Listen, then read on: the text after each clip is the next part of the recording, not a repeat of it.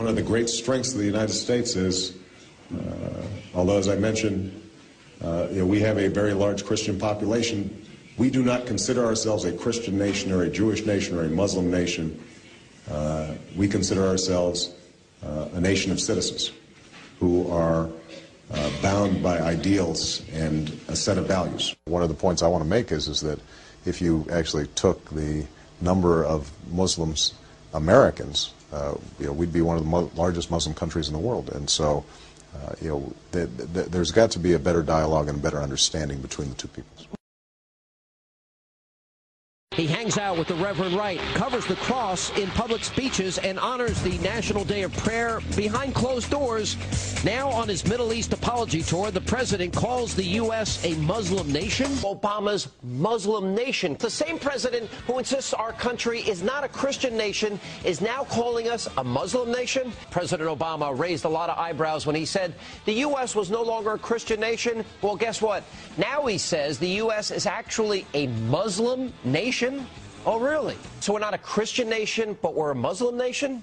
Obama is destroying this country. If he's going to say we're not a Christian nation, but we are a Muslim nation? The president talked a lot in his speech today about reaching out to Muslims. What he did not talk a lot about was terror. Bill Salmon is Fox News Vice President of News. Not one mention of terror, the war on terror, or terrorism. Yeah. What do you make of it? Well, I make of it that he has taken us off a war footing as a nation, and it's now clear when you give a 6,000+ word speech to the Muslim world and you don't mention terror, terrorist, or terrorism, that's not an accident. The first issue that we have to confront is violent extremism in all of its forms.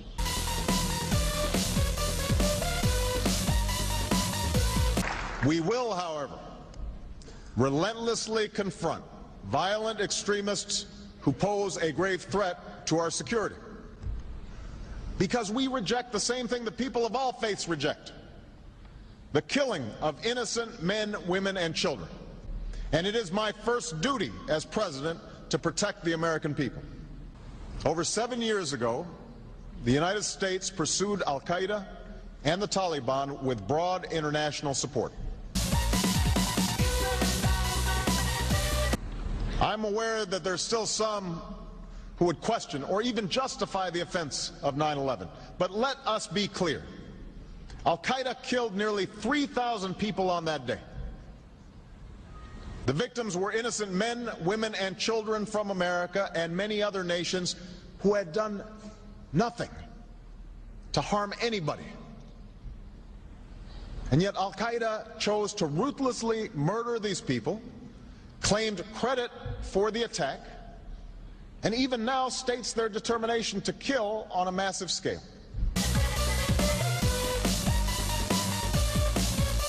Violent extremists, indeed none of us should tolerate these extremists. Not one mention of terror, the war on terror, or terrorism. Yeah. What do you make of it? Well, I make of it that he has taken us off a war footing as a nation. No more apologies. On his last foreign trip, the president apologized to the French for our arrogance and dismissiveness as the rest of us wondered whether he had lost all sense of irony. Then he hit Latin America, where he sat through Nicaraguan President Daniel Ortega's 50-minute diatribe against the United States and issued even more meek apologies. And that was right before he enjoyed some quality time with Venezuelan President Hugo Chavez and even took home some good anti-American reading. As the president prepares to address the Muslim world from Cairo, Egypt on Thursday and to commemorate D-Day on Saturday, it might do him good to remember that apologizing didn't get the Allied forces anywhere in World War II. And doesn't it strengthen the resolve of America's enemies and the influence of America's enemies? I mean, isn't it really dangerous to do that? And he ought to be reminding people, in my view, those that may think we're arrogant, the price that we paid for the cause of liberty and freedom.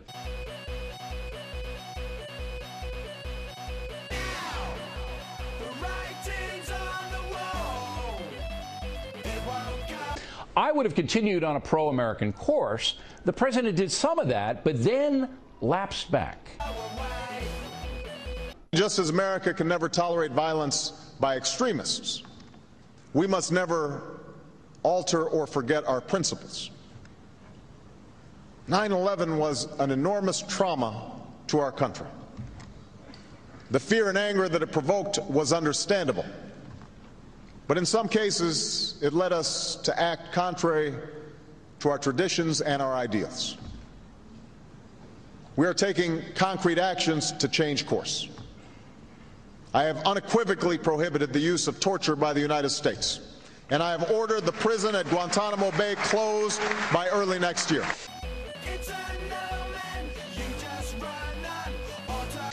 All right, enough, Mr. President. The USA is not and never has been a torture nation.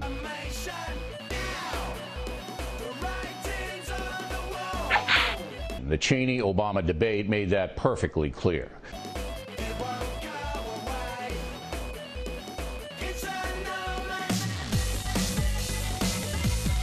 To continue hammering the torture theme does not do anyone any good, so let's drop it.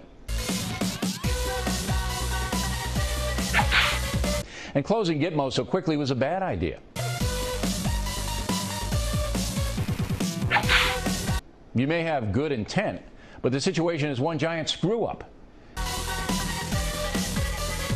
And could turn deadly if any of these guys go free and start killing, so let's drop that as well.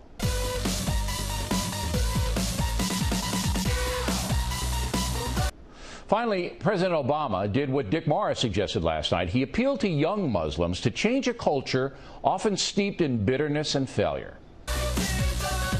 Now for the top story tonight, reaction to the speech. We begin with Fox News analyst Karl Rove in Washington. So what grade would you give the president on his speech today, Mr. Rove? Well, on the important parts of the speech, that is to say, understanding the nature of the U.S. relationship with the Middle East, I'd give him a D-. And his comments about extremism and terrorism, I'd give him a C- on him. I mean, the bottom line is that President Bush may have been right in a lot of the things that he said and did during the war on terror and in his administration. But the Muslim world would not listen to him. They wouldn't. They didn't like him. They hated him. He was demonized, and they didn't like him at all. Totally disagree. The Muslim world, disagree. The Muslim people. Totally disagree. They didn't like him. Well, no. Look, I disagree with you. But, Well, but look, Mr. Rove, all the polls showed in every Muslim country that President Bush's approval rating was 20%. So, I mean, how can you disagree? You know what? You know what? Who cares about whether or not they approve or like the President of the United States? The question is, do they respect the policies of the United States government? And you bet they did, because we showed strength and power and influence. I thought one commentator put it pretty good. The most powerful thing that Barack Obama has done to win the respect of the Islamic people, of the Muslim people around the world, was 3 well-placed shots in a negotiation with terrorists who had hijacked a U.S. boat. I mean, look, we could go talk about the past all we want, but let's talk about the future. And in this speech, I thought it was really interesting. Go take a look at the speech itself and the applause lines. He got no applause when he sort of was condemning the United States, except for the comment about terrorism, about torture and Gitmo, which you yourself reject, right? Right. But he did get applause when he heralded the contributions of Islamic culture, when he talked about, for example, what it had done on mathematics and science and tolerance over the years. There's a way, if you want to sort of create common ground, which I agree with you, you want to do that. Right. There's a way to do that where you herald the common ground rather than belittling yourself and belittling I think you're America. absolutely right that he's got to stop with the torture nation, Guantanamo Bay cliches. He's got to stop with that. Right. Mr. Rove and I don't disagree. We disagree a little bit about President Bush and how he was perceived in the Muslim world, but you guys can decide.